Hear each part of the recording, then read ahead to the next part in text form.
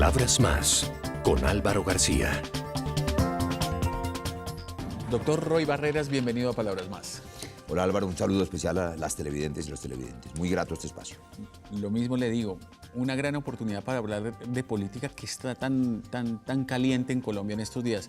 Pero antes de entrar en detalle de los asuntos de los que todo el mundo está pendiente y quizás esperando una opinión y una explicación de parte suya, que sería muy interesante, quisiera arrancar por sus orígenes en la política.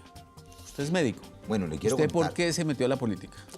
Bueno, probablemente por loco, pero mi padre era anestesiólogo, jefe de cirugía. Yo soy médico cirujano en la Universidad Nacional, Universidad Pública.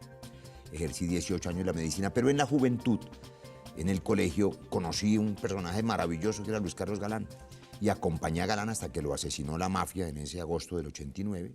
Los sobrevivientes del nuevo liberalismo fundamos Cambio Radical con Augusto Galán Sarmiento, con Alfonso Valdivieso. Y allí milité todo el tiempo, a diferencia de lo que los detractores tantas veces han dicho. Jamás me cambié de partido, nunca me avalé por otro.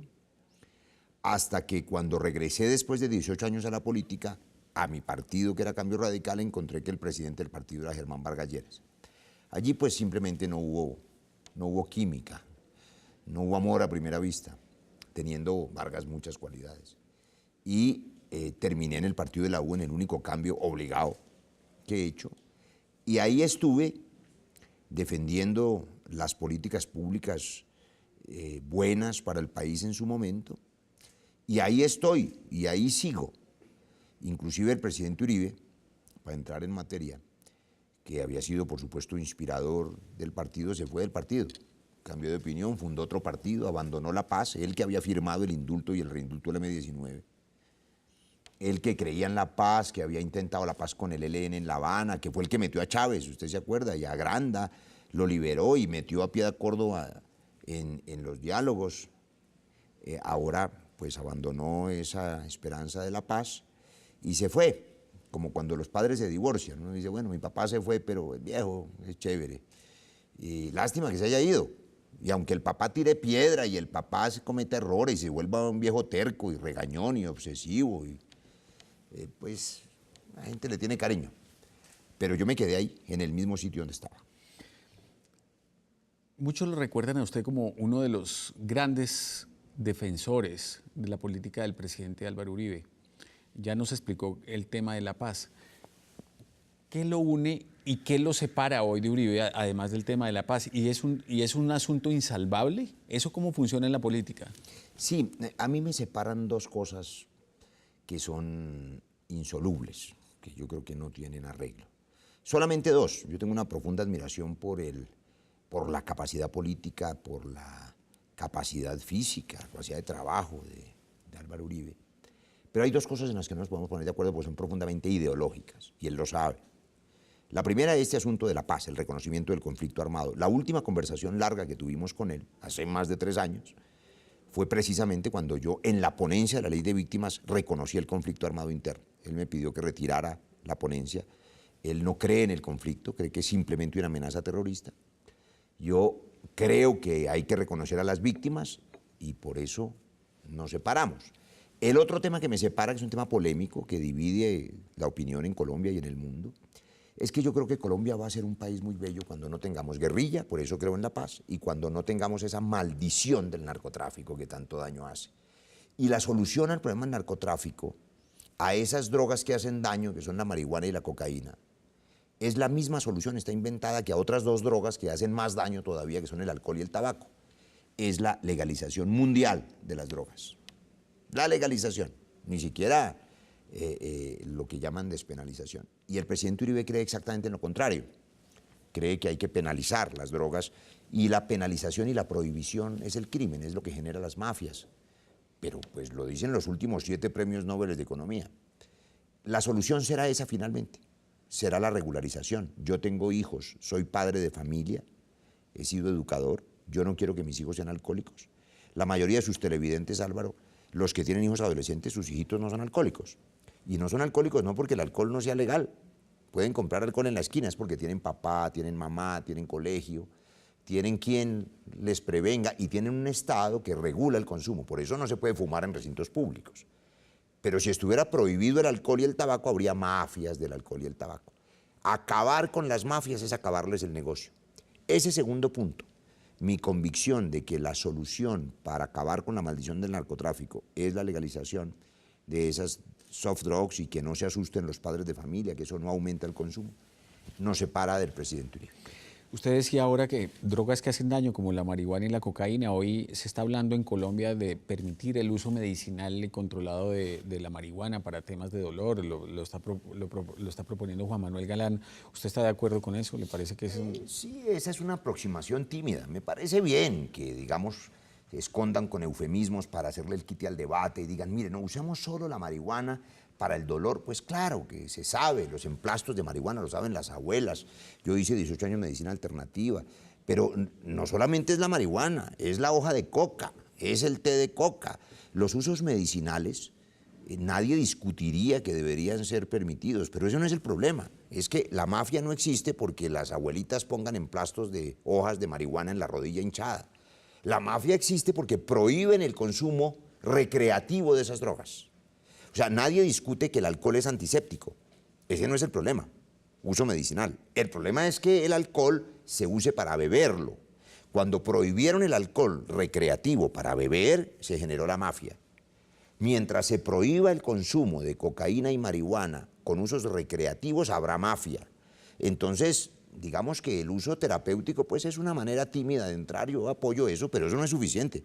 Hay que despenalizar en el mundo cocaína y marihuana para que Colombia se libere de la maldición del narcotráfico. Usted dijo que la paz y el tema de las drogas fue, digamos, fueron los temas que lo separaron del presidente Uribe, pero precisamente esos son dos temas importantes en la agenda del presidente Santos. Por ahí llegó usted Sin duda. a respaldar la propuesta. Sin duda, mire, cuando Santos llevaba 8 días de ministro de Defensa, fue a un acto en el Valle del Cauca, en la escuela de policía. Y yo me acerqué y le dije, ministro, usted tiene la capacidad académica, porque es economista, y la suficiente influencia en este país para atreverse a plantear el tema de la legalización de las drogas. Y me dijo, yo creo en eso, pero no es el momento. Entonces le dije, yo espero ese momento. Y fue el primer presidente, Santos, en ejercicio, que se atrevió a plantearle al mundo eso hace apenas un par de años y construyó una comisión. Y allí estuvieron, como usted se acuerda, Zedillo y Cardoso y Gaviria, los expresidentes, y ellos como expresidentes lo habían dicho, pero presidente en ejercicio, él. Y eso me pareció valiente, como es valiente Santos cuando se atreve a hablar de la paz. Esos dos temas, paz y solución inteligente a la maldición del narcotráfico, más otras dos características de Santos que me parecen buenas para el país. Su convicción de que el país tiene que ser más equitativo. O sea, no hay día en que Santos no esté pensando en que haya menos pobres en el país y más empleo. Él cree en eso. Y cree en que hay que institucionalizar el país. Es decir, no cree en caudillismos, él descentraliza, él reparte las responsabilidades del poder. A veces no las reparte, sino que las entrega todas y está concentrando el poder, pero digamos que es un hombre que cree en las instituciones, respeta la justicia, respeta las cortes, respeta al fiscal. Y eso también es una cosa muy importante, porque me parece que el expresidente Uribe, hoy senador, en su afán por salvar la patria, pues llegó hace rato a la conclusión de que solo él puede hacerlo y entonces no le sirve ni las cortes, ni la fiscalía, ni la procuraduría, ni le sirve el Congreso, ni el resultado electoral, ni la voluntad de los ciudadanos. Todo es ilegal, solamente él, que es como piensan los caudillos. Yo, el supremo de Roa Bastos. Entonces, eso no es bueno. Es decir, no se puede acumular el poder en la voluntad de un solo hombre, porque ese hombre termina por las naturales pasiones humanas y por las rabias. Si lo veo, le doy en la jeta, fulano, termina equivocándose. Y por eso se necesita equilibrio, tranquilidad, cabeza fría. Por eso me rapé la cabeza, para que el frío bogotano me enfríe la cabeza.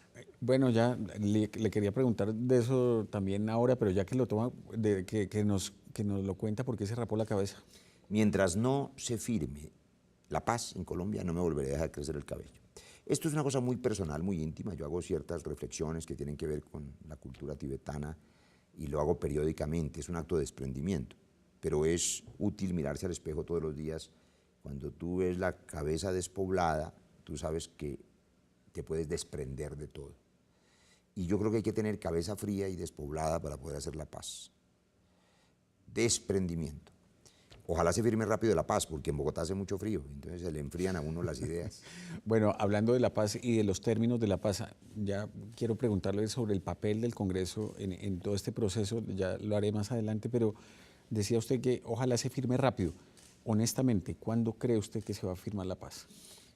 Mire, yo le dije a Iván Márquez personalmente hace ya muchos meses en La Habana que si ellos desaprovechaban esta oportunidad histórica, los perdedores íbamos a ser todos los colombianos y ellos, que iban a terminar como terminó Alfonso Cano. Eso es triste, hacer ese inventario de muertos. La vida entera dedicada a la guerra sin ningún rédito, sin ningún éxito, pues es un desperdicio. Toda vida humana dedicada a la guerra es un desperdicio. Desde entonces estoy apurando el proceso, por eso me anticipé con el marco para la paz, por eso a veces el gobierno ha visto que yo le meto el acelerador al tema, presiono. El 25 de julio del año pasado, hace más de un año, usted recordará, le entregamos en mi presidencia a los embajadores de los países garantes más de 25.000 testimonios de las víctimas en 19 mesas regionales de víctimas. Esto ya lo hicimos, esto que están haciendo. Y fueron enviadas a La Habana pidiendo que recibieran a las víctimas. Se demoraron un año en aceptarlas. Benditos a Dios, ya las van a aceptar. Estamos ya en el último punto, y eso es bueno. Que las FARC hayan dicho ayer, o antier, que aceptan dejación de armas, que están pensando en el fin del conflicto definitivo, cese bilateral, y que además reconocen a las víctimas. Es un avance fenomenal. Significa ni más ni menos que ya tomaron la decisión de la paz. Están en los detalles, que son muy difíciles, pero ya tomaron la decisión de la paz. Es una gran noticia para Colombia y un gran logro de Juan Manuel Santos. Bueno, ojalá sea así, doctor Roy. Lo invito a que hagamos una pausa para venir a hablar de todo este ambiente político que estamos viviendo ahora y su interpretación sobre lo que está ocurriendo.